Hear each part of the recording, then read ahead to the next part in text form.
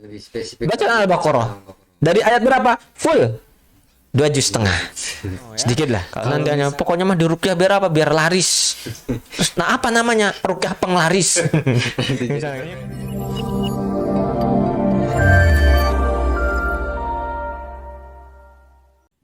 Bismillahirrahmanirrahim.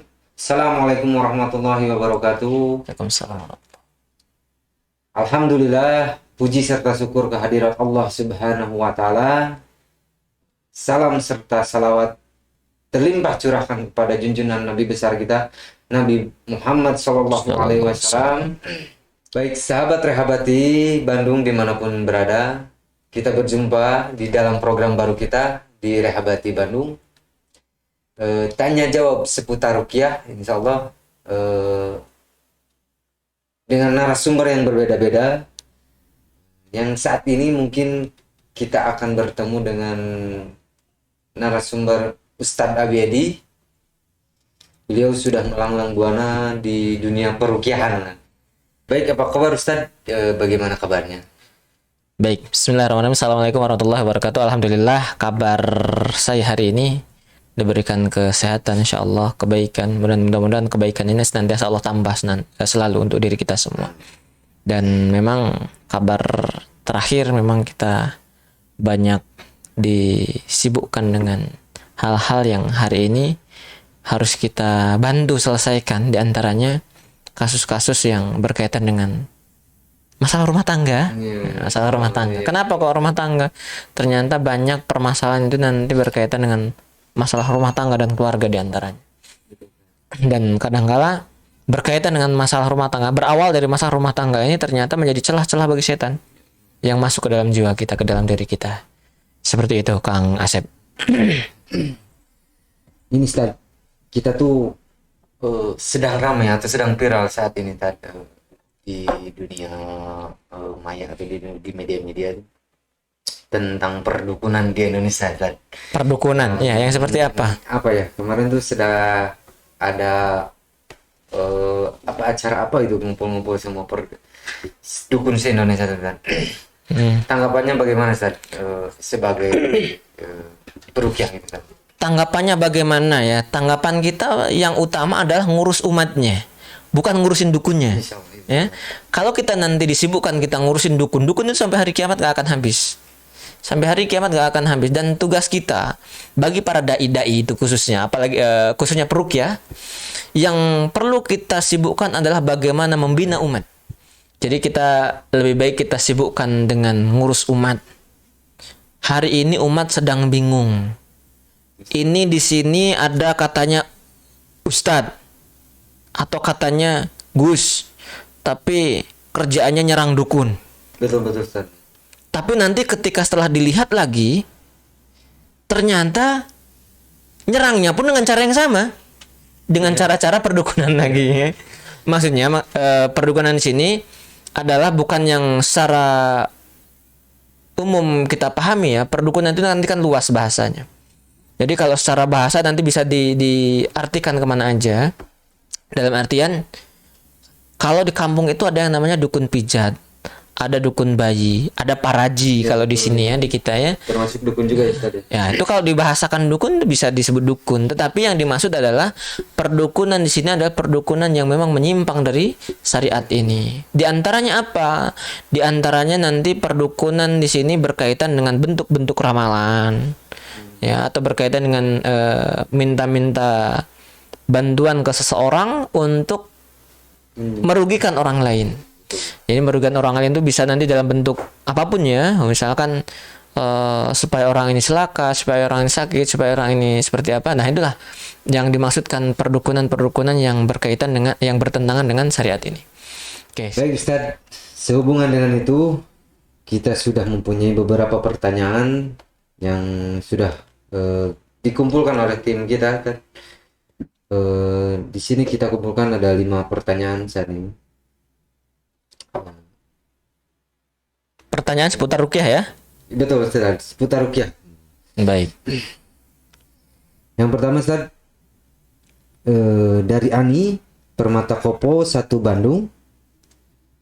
Katanya seringkali tiba-tiba terbangun ketika tidur dan langsung gendong anak yang sedang tidur di sebelah, seolah anak itu sudah dalam keadaan meninggal.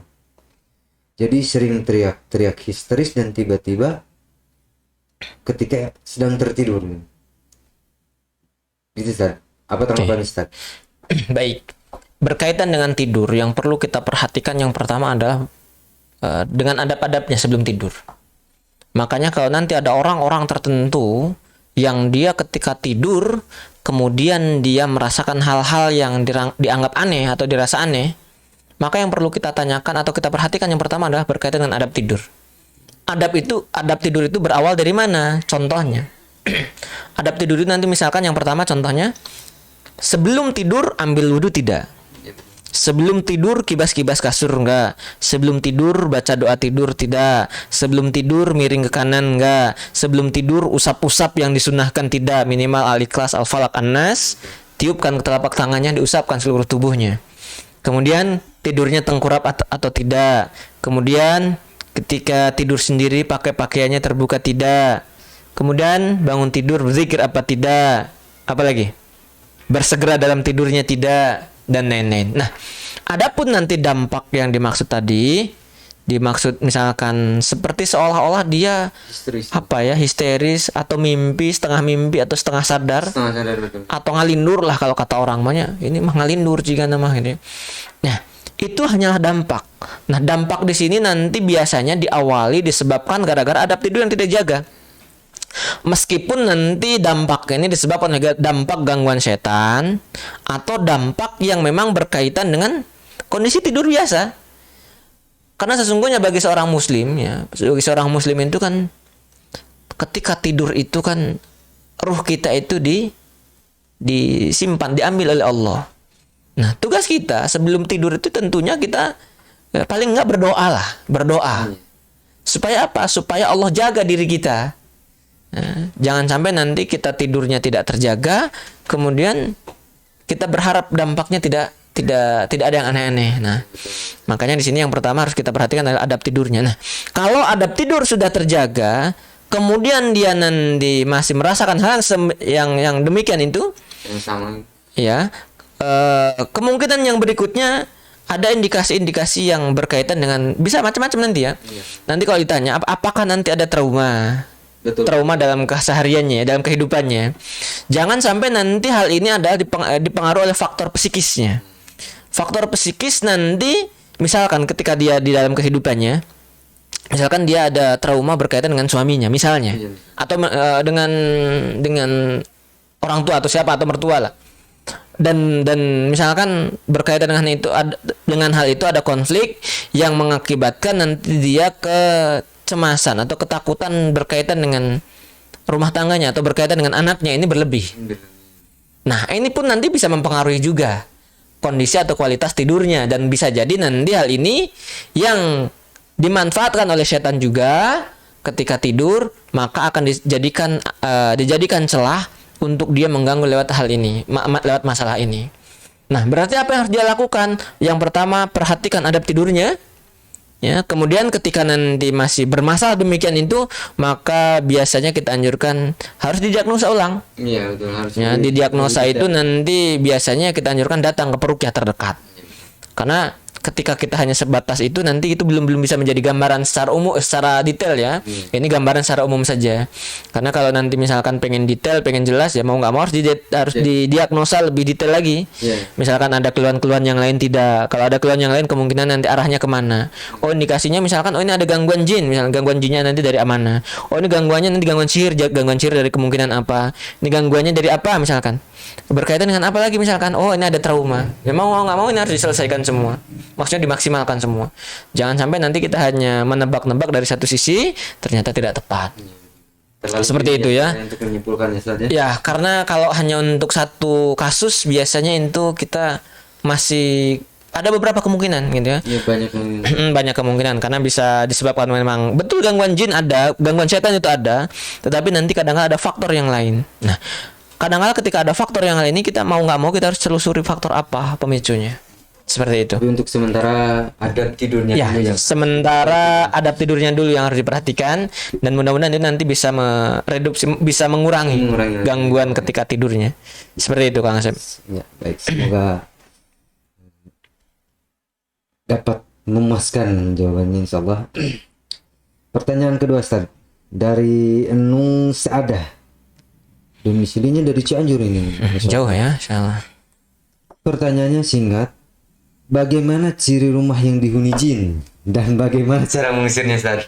Ciri rumah yang dihuni jin. Nah, ini ada beberapa ciri sebetulnya umum ya. Maksudnya umum Secara itu umum, ya, kita tidak bisa memastikan jinnya bentuknya apa, genderuwo, bentuknya pocong, bentuknya kuntilanak atau apa. Kita nggak bisa memastikan secara spesifik seperti itu karena ciri-ciri di sini nanti lebih kepada ciri-ciri umum. Nah, di antaranya ciri-ciri rumah yang disukai oleh setan itu nanti di dalamnya tentunya tidak dibacakan Al-Quran. Kata Rasulullah SAW kan diantaranya jangan jadikan rumahmu seperti kuburan. Ciri yang pertama, rumah yang disukai setan tentunya yang jarang dibacakan Al-Quran. Senang nanti setan untuk berdiam diri di rumah yang seperti itu. Yang kedua diantaranya penghuni rumahnya jauh dari Allah. Kalau tidak baca, kalau tidak dibacakan Al-Quran, nah ini biasanya kan kemungkinan yang berikutnya ibadah juga bermasalah. Nah, makanya kalau nanti orang-orang penghuni rumah itu jauh daripada Allah dalam artian berkaitan dengan ibadahnya bermasalah, maka tentunya itu ciri di mana rumah disukai disukai oleh setan. Lebih disukai. Yang berikutnya ada nanti ciri-ciri rumah itu nanti diantaranya ada yang lembab. Lembab itu bukan semata-mata basah ya, tetapi nanti lembab itu apa ya? Lembab itu ada nanti rumah-rumah tertentu yang terasa lembab meskipun rumah ini rumah bagus, rumah mewah, rumah baru ini. Tapi ada sesuatu yang lembab. Lembab apa ya? Lembab itu suasana mungkin ya, lebih kepada suasana. Lembab terasa itu dingin atau gimana, Ustaz? Atau lembab itu apa ya, kalau kata orang Sunda itu bukan keeng sih. Kalau keeng itu kan nanti tergantung orang, setiap orang nggak sama. Lembab itu mungkin kalau kata orang kita itu apa ya? Tiisin. Apa tiisin? Ya, betul. Apa tiisin itu Kang Asepnya? Pokoknya diantaranya lembab. Nah, secara umum nanti ada ciri-ciri yang lain ada lembab. Kemudian yang berikutnya yang disukai oleh setan itu apa? Rumah yang kotor. Rumah yang kotor, ya lembab itu nanti disukai oleh mereka diantaranya. Yang berikutnya rumah-rumah yang ada patung-patung, lukisan-lukisan yang makhluk hidup bernyawa. Kemudian apa lagi? Ya, diantaranya itu ya. Ada lembab, ada kotor, kemudian nanti ada patung-patung, ada lukisan-lukisan makhluk hidup.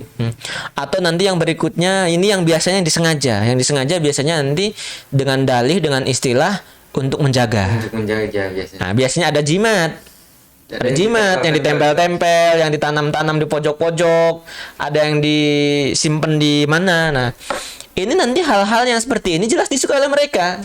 Kenapa kok disukai oleh mereka? Karena dalam istilah-istilah yang sering kita dengar, biasanya nanti di sini di benda-benda ini, di benda-benda perjimatan ini, di benda-benda perjimatan itu ada istilah yang namanya ada khodamnya. Nah, khodam itu kan secara tidak langsung ini ada jinnya. Ya, ini ya. Sekaligus ditanam, sekaligus seandainya nanti jimat ini disimpan di rumah, makanya dia dengan sengaja nyimpen jin. Nah, gitu ya.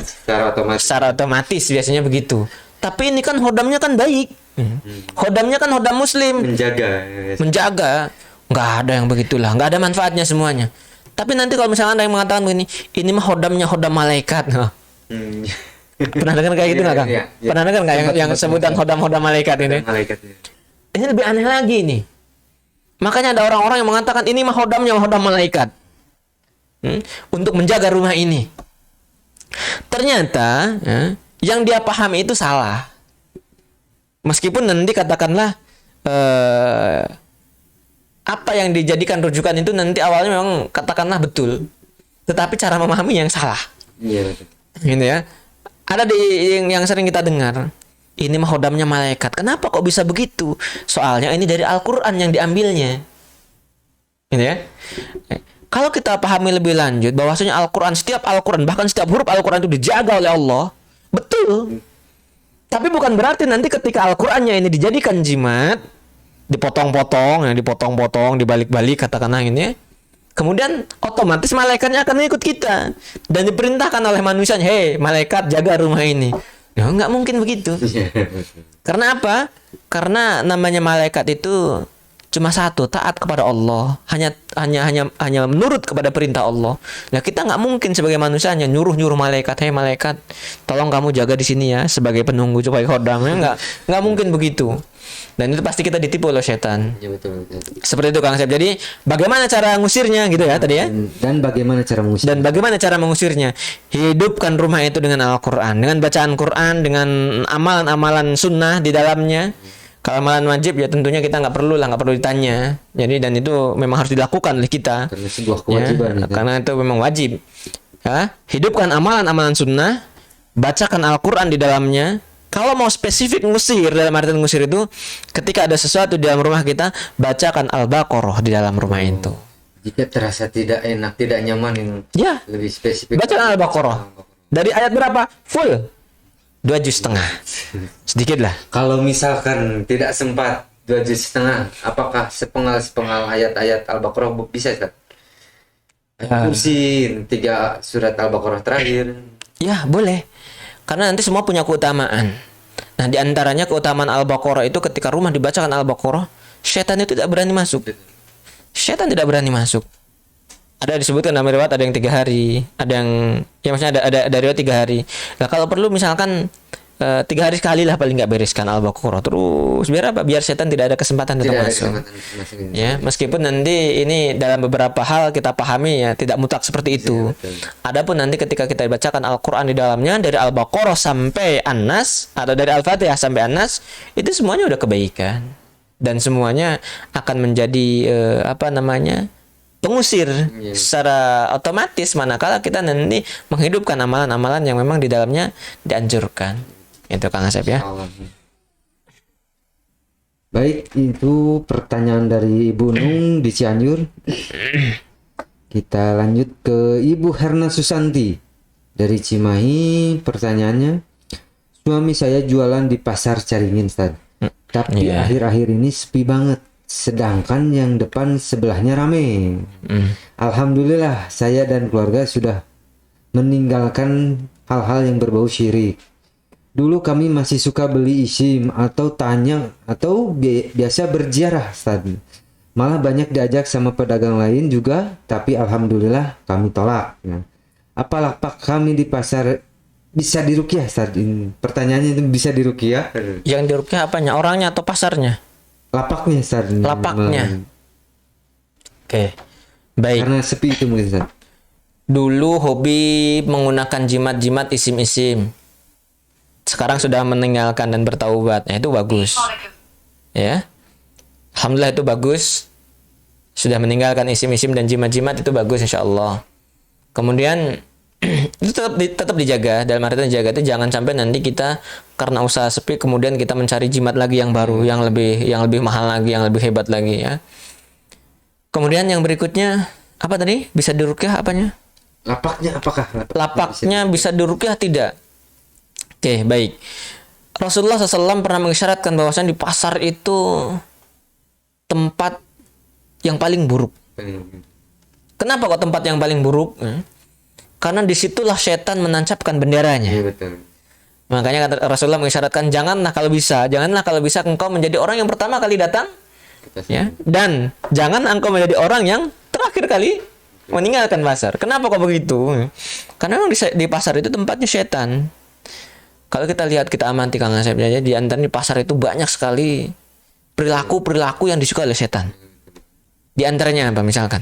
Kecurangan ya, timbangan, kemudian tipu manipulasi. Ini bagus, ini manis, ini apa? Ternyata setelah dibawa pulang berbeda hasilnya gitu ya. Nah, hal-hal semacam ini kan secara tidak langsung memang disukai oleh mereka. Nah, jadi kalau nanti ditanya, apakah bisa diruqyah lapaknya mungkin ya.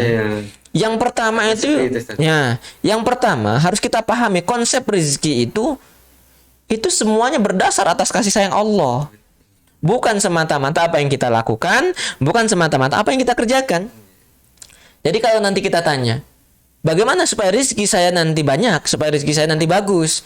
Tidak semata-mata nanti hanya sekedar diruqyah. Iya, betul. Dan itu nggak cocok juga kalau misalkan biar kaya raya tolong dong diruqyah. Nah, biar dagangannya laris tolong diruqyah.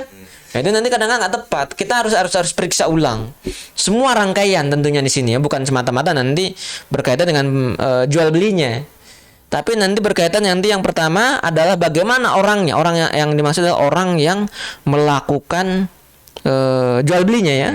Misalkan si ibu tadi yang misalkan jual belinya, ketika melakukan jual beli itu bagaimana keseharian dia itu bagaimana.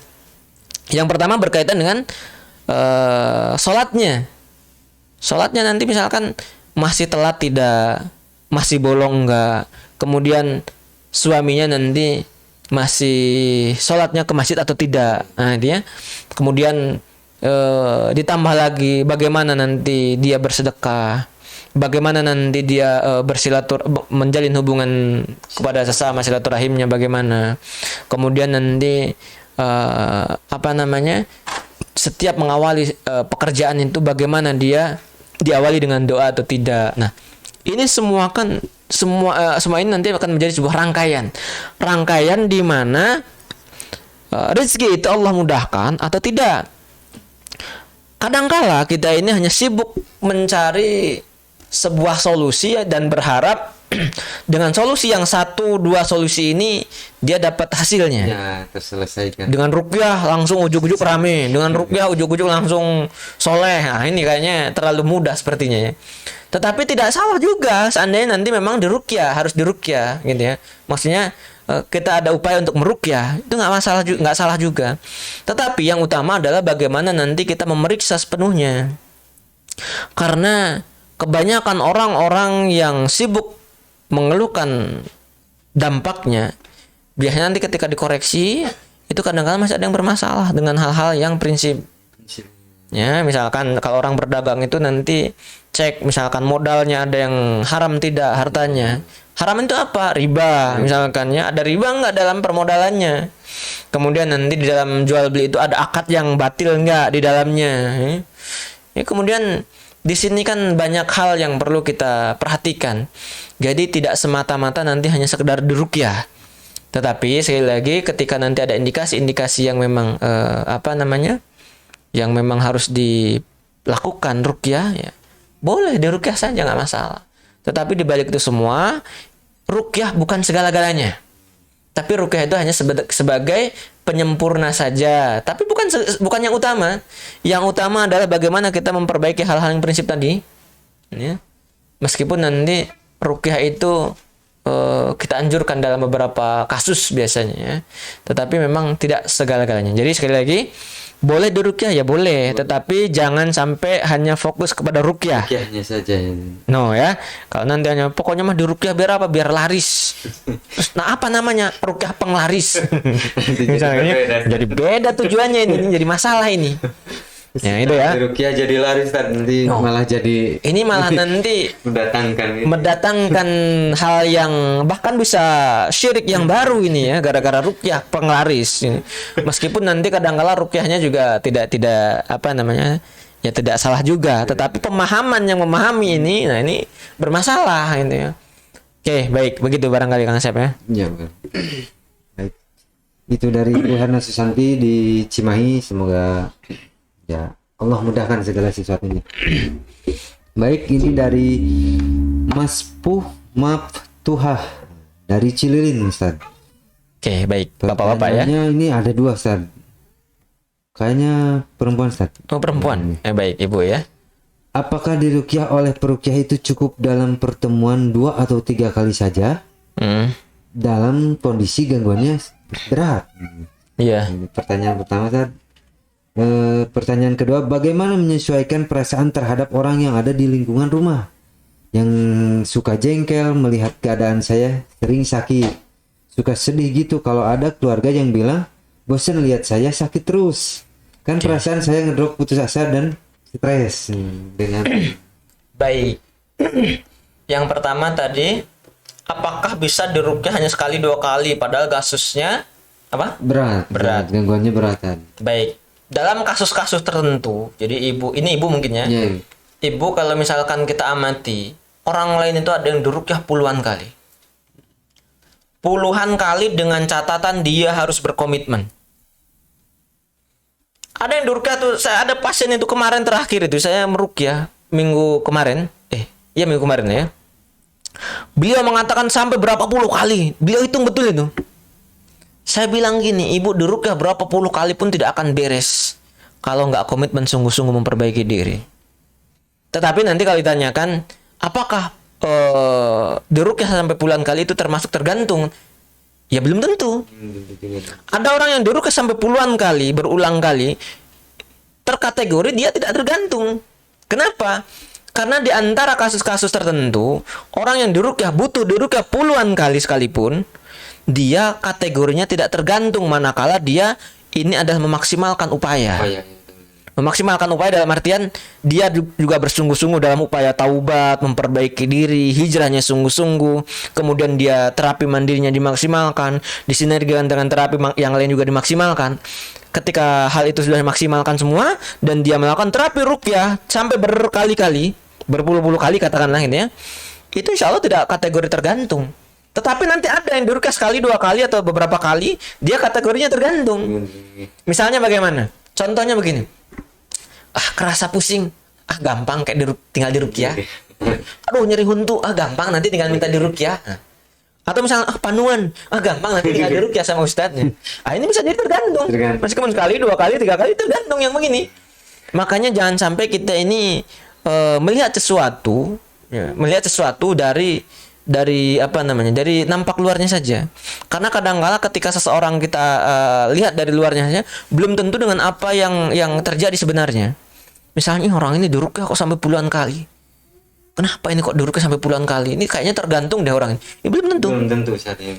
Kalau nanti kita telusuri lagi, ternyata misalnya nih ya, ketika dia ruqyah mandiri atau katakanlah diruqyah suaminya, misalkan atau keluarganya. Katakanlah ketika diruqyah atau ruqyah mandiri misalkan, seorang ini kadang-kala belum mampu untuk mengontrol dirinya. Bahkan ada kasus-kasus yang parah itu nanti kadang-kala ketika ruqyah mandiri itu pun dia sampai lepas kontrol. Bahkan katakanlah ketika dia reaksi itu sampai ada yang frontal, teriak-teriak, kemudian ya pokoknya kayak orang kesurupan seperti itu. Nah ini yang jadi persoalan nanti ketika keluarganya tidak paham. Nah ini kan bahaya ini. Malah diundangkan dukun nanti yang ada. Kenapa? Keluarganya kesurupan. Ini malah ditambah diobati sama dukun nanti yang ada. Nah maksud saya di sini kita nggak bisa katakanlah nanti mematok. Kalau nanti ditanya, misalkan tanya kepada kita, saya harus berapa kali diruqyah? Kami tidak bisa jamin. Tidak bisa memastikan berapa kalinya. Berapa kalinya saya harus diruqyah, kemudian berapa lama saya bisa sembuhnya, kita nggak bisa patok, nggak bisa jamin. Kenapa kok begitu? Karena kesembuhan itu mutlak Allah yang tetapkan, Allah yang berikan. Adapun kita ini hanya sebagai partner di mana kita partner bagaimana kita mengenal Allah, partner bagaimana kita nanti menjemput kesembuhan itu dengan cara-cara yang diridhoi oleh Allah, dengan cara-cara yang syar'i insya Allah ya. Kemudian apa tadi yang kedua? Yang kedua itu ini masalah keluarganya sih. Bagaimana menyesuaikan perasaan terhadap orang yang ada di lingkungan rumah, yang suka jengkel melihat keadaan saya yang sering sakit katanya tadi. Terus suka sedih kalau ada keluarga yang bilang sakit-sakitan. Lihat Berarti keluarganya juga kadang-kala yang begitu butuh diruqyah. Atau butuh dipahamkan paling enggak. Butuh dipahamkan. Nah, ajaklah kali-kali keluarganya yang komentar seperti itu, ajaklah untuk nganter kita. Ayo tolong antar kami diruqyah. Biar tahu kondisinya. Karena kadang-kala ujian setiap orang itu tidak sama. Ujian seseorang itu kadang-kala nanti diuji dengan penyakit. Ada nanti yang diuji dengan kesulitan, ada yang diuji dengan kemudahan tapi nanti dia lepas kontrolnya. Nah ini jadi nggak sama. Nah kita ini ketika diberikan ujian dengan sakit-sakit begitu, ini kalau dia seorang istri tentunya nanti yang harus komitmen juga di antaranya ada suaminya. Kadangkala Allah itu nanti menegur seorang suami melalui istrinya. Makanya kalau kita nanti mengatakan, orang kok sakit-sakitan terus, kapan sehatnya kamu ini? Bisa jadi Allah itu memberikan masalah ini tujuannya kepada suaminya. Iya, harus menyadari ini. Nah makanya yang hal-hal semacam ini nih kita ini butuh komitmen yang besar, butuh komitmen semuanya, termasuk dari keluarga. Kalau dia bersama suami, ya tentunya suaminya juga harus terlibat. Misalkan ketika istrinya berobat pun nanti suaminya juga minimal tahulah apa yang dialami istrinya, kondisinya seperti apa istrinya, itu dia harus tahu minimal. Kenapa kok begitu? Karena semua ini kadangkala Allah hadirkan tidak semata-mata untuk menjadi ujian seorang istri, tetapi lebih utama menjadi ujian seorang suami, terlebih umum bagi keluarganya.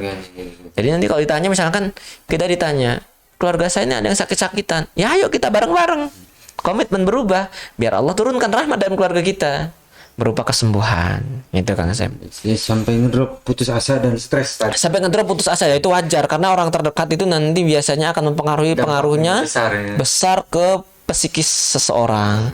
Contoh misalkan seorang suami, ini suami ya, saya tadi nggak disebutkan suami atau siapanya ya. Misalkan seorang suami mengatakan begini, kamu itu sakit-sakitan, itu loh kata kayak si Ineng itu tuh. Ya, misalkan hanya menyebut seperti itu saja, itu udah ngedrop dia.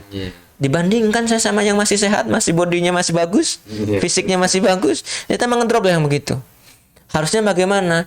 Harusnya tetap dibesarkan jiwanya. Ya nggak apa-apa, ini ujian kita berdua. Barangkali Allah menyayangi kita dengan hadirnya kamu sakit, maka Allah menginginkan saya berubah. Harusnya begitu.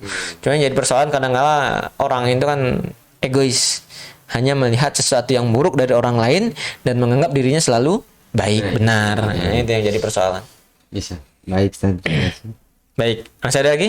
Masih ada satu lagi, Ustaz. Ini baik. Tidak ada namanya ini. Assalamualaikum, saya mau tanya perkara orang yang gampang kemasukan. Kalau kata orang Sunda mah lemah suni apa? Lempuh Yuni. Oke. Soalnya adik suami saya laki-laki, dia suka gampang kemasukan kayak di tempat kerjanya, kira-kira karena faktor apa, Ustaz? Padahal anaknya rajin ibadah. Ngelamun enggak. Terus bacaan ruqyah mandirinya apa saja, sama boleh sharing murotal Ustaz Nuruddin ya. Insyaallah nanti kita sharing di grup. Baik. Yang pertama, orang yang sering kesurupan itu nanti ada beberapa faktor. Kita nggak bisa nanti hanya menyimpulkan dari satu sisi. Kebanyakan orang yang kesurupan, yang pertama yang harus kita cek nanti latar belakangnya bagaimana. Ya, betul. Kalau dia laki-laki, misalkan laki-laki ini cenderungnya laki-laki itu nanti lebih cenderung lebih kuat secara kejiwaannya dibanding perempuannya. Tapi kalau sampai laki-laki ini sering kesurupan, coba nanti dicek latar belakangnya. Dulunya pernah diisi tidak? Dulunya pernah ritual-ritual tertentu tidak? Dulunya pernah melakukan hal-hal yang menurut kita barangkali hal-hal yang sifatnya mempelajari keilmuan tertentu atau enggak. Nah, seandainya itu tidak ada, atau seandainya ini belum pernah, coba cek yang berikutnya, latar belakang yang berikutnya, latar belakang keluarga. Misalkan bapak atau ibunya atau orang tua. Orang tuanya dulu suka ngulik tidak, hobi kedukun-dukun tidak, hobi ada jimat-jimat enggak, ya. Karena nanti ketika hal ini ada di antara itu, misalkan dia pernah diisi atau belajar, nah ini nanti akan mempengaruhi hal itu. Yang kedua, seandainya dia tidak pernah belajar yang tadi, kemudian ada terindikasi gangguan nasab, gangguan turunan. Jadi kalau gangguan nasab itu biasanya orang tuanya yang belajar atau mempelajari atau suka ngulik sesuatu tertentu, dampaknya kepada anaknya. Jadi kalau nanti ada hal semacam itu, maka ini harus dibereskan dari hal ini dulu. Seandainya dia pernah belajar sesuatu atau katakanlah dimandikan oleh dukun misalkan, atau diminumkan dengan tujuan tertentu, misalkan kuat dibacok, kuat dipukul, atau biar banyak yang suka. Maka ini kadang-kala nanti dampaknya bisa sampai ke situ pun banyak. Jadi mudah kesurupan. Ada nanti yang seperti itu, cuma biasanya jarang loh, harusnya jarang laki-laki. Nah ini nanti makanya kita harus cek yang berikutnya. Biasanya yang lebih dominan sih mempelajari keilmuan ya, Ustaz. Nah biasanya laki-laki begitu biasanya. Nah tetapi nanti hal ini juga kadang-kala belum cukup. Kalau nanti memang ada faktor yang berikutnya. Nah faktor yang berikutnya apa? Masalah kejiwaannya, psikisnya. Perasaannya. Contoh cek misalkan dia pernah ada sakit hati enggak, pernah ada kecewa enggak, pernah ada trauma tidak, pernah misalkan apa ya, yang sesuatu yang berkaitan dengan latar belakang dia itu yang melemahkan jiwanya. Misalnya kalau misalkan dia udah menikah atau belum tadi ya, Kalau misalkan dia udah menikah, misalkan ada masalah tidak dengan istrinya. Seandainya seorang suami ada masalah dengan istrinya dan ini masalah ini dianggap beban bagi dia, maka dia nanti akan mudah potensi untuk katakanlah kesurupan itu mudah. Kenapa? Karena jiwanya dia akan terlemahkan oleh masalah itu. Jadi kalau nanti ditanya apa yang harus dilakukan, nah, kita nggak bisa simpulkan secara detail karena ini kita belum tahu apa penyebabnya. Tapi kalau nanti sudah ketahuan penyebabnya, misalkan dari sebab A, dari sebab B, dari sebab C, maka nanti biasanya kita akan mudah itu nanti memberikan sebuah solusi itu mudah, gitu ya. Kemudian apa yang berikutnya? Bacaan apa tadi ya? Bacaan ruqyah mandirinya apa saja ini? Bacaan ruqyah mandirinya apa saja yang dilakukan? Intinya adalah bacaan Al-Quran. Boleh, semua Al-Quran itu baca aja. Tetapi yang lebih utama nanti adalah memetakannya dulu. Ya, dipetakan dulu. Maksudnya didiagnosa dulu. Apa nih kira-kira potensi untuk jadi penyebab masalah ini itu apa? Kemudian nanti ketika itu potensi itu sudah dipetakan sudah ketemu, kemudian nanti harus ada solusi yang berkaitan dengan masalahnya tadi. Iya betul. Jadi kalau nanti ditanya, saya sering kesurupan. Ya kalau secara umum ruqyah. Kan ini ya. Tapi nanti yang jadi persoalan kadang-kala di ruqyah saja kadang-kala masih belum beres. Misalkan di ruqyah secara umum aja misalkan, bacakan saja misalkan. Kadang-kala juga belum beres. Kalau belum ketemu masalah utamanya. Gitu. Makanya di sini kalau nanti ditanyakan apa yang harus saya lakukan? Ya gali dulu persoalannya apa. Makanya pentingnya di sini kadang-kala kita anjurkan selalu untuk datangilah praktisi-praktisi yang memang memahami di bidang ini. Dalam artian peruqyah. Hanya sekedar datang sharing ruqyah kepada peruqyah itu nggak masalah kok. Tanya-tanya, misalkan nih begini, saya nggak mau ruqyah misalkan, nggak apa-apa, konsultasi aja. Nggak masalah. Adapun nanti saya ruqyahnya mau ruqyah mandiri, ya silahkan. Tapi minimal terpetakan terlebih dahulu masalah yang dialami oleh orang itu. Secara umum ya tadi ya bacaannya nggak ada yang spesifik, tetapi lebih kepada hal-hal yang sifatnya teknis mah itu setiap orang kondisional. Karena nanti tidak sama. Kadang-kala kasus A dengan kasus B polanya beda. Ya, polanya berbeda untuk menangani hal itu. Gitu ya. Terus apa lagi? Sudah? Sudah, Ustaz. Oh, sudah ya? Sudah, Ustaz. Baik. 5 pertanyaan, Ustaz. Ya, mudah-mudahan nanti bisa menjadikan sebuah gambaran. Meskipun ini jawaban-jawaban ini singkat ya, harusnya mah dibahas lebih detail lagi. Memang ini jawaban-jawaban singkat. Mudah-mudahan nanti ada pertanyaan-pertanyaan lagi dan akan dibahas. Jadi intinya harus diagnosa lebih lanjut semuanya tadi. Ya, semuanya diagnosa lebih lanjut. Cuma kalau nanti ditanya apa sarannya, ya secara umum adalah perbaiki diri. Jaga sholatnya, kemudian perbanyak untuk taubat, hijrahnya jangan nanggung gitu. Kenapa kok begitu? Karena yang namanya setan itu dia akan menyukai sesuatu yang tidak baik. Nah, dia tidak akan menyukai sesuatu yang memang baik.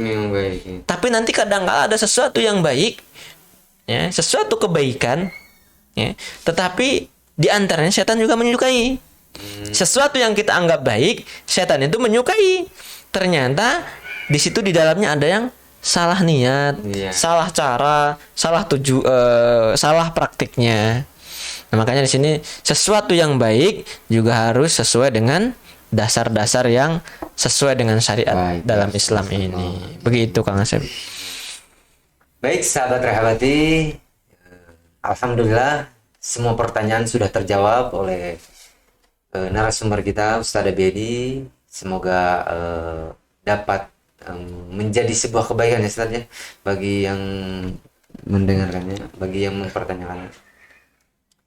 Baik, bagi yang ingin melayangkan pertanyaan-pertanyaan perihal ruqyah bisa WA ke kontak person kami di 0812 8182 3505. Saya ulangi di 0812 8182 3505 atau yang tertera di bawah ini insyaallah, atau bisa komen di YouTube kita di Rehab Hati Bandung Official. Boleh, silakan, di situ kita bisa juga menampung sebuah pertanyaan-pertanyaan yang dilontarkan, atau bisa ke grup-grup kami, grup-grup alumni kami di Rehab Hati Bandung. Silakan, nanti kita akan sortir, kita akan kumpulkan dan kita akan tanya jawab kembali